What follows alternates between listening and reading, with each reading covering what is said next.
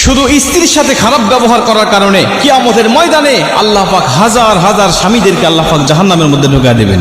কিয়ামতের মাঠে যদিও তাদের অনেক আমল ছিল, নামাজ ছিল, রোজা ছিল, তাদের আমল নামে হজ ছিল, যাকাতের মতো সওয়াবও তাদের আমল নামে ছিল, কিন্তু স্ত্রীর হক না আদায় করার কারণে, স্ত্রীর সাথে খারাপ ব্যবহার করার কারণে আমার আল্লাহ পাক কিয়ামতের মাঠে তাদের ঠিকানা করে দিবে জাহান্নাম।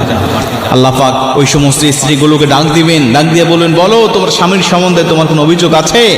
স্ত্রী ডাক দিয়ে বলবে, ইয়া আল্লাহ, হ্যাঁ, আমার স্বামী আমার হকগুলো আদায় করে নাই, আমার স্বামী আমার হক আদায় করে নাই, সে আমার উপরে জুলুম করেছে, নির্যাতন করেছে, সে আমার হকগুলো আদায় করে নাই। আমার আল্লাহ বলবে, তুমি কি তাকে ক্ষমা করবে?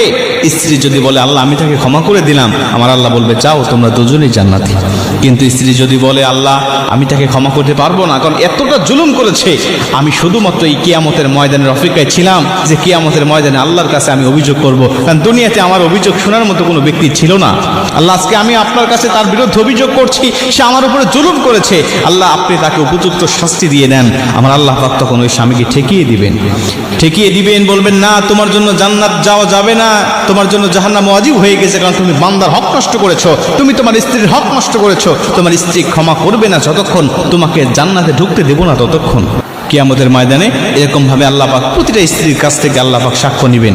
আমরা অবশ্যই চেষ্টা করবো স্ত্রীর হকগুলো আদায়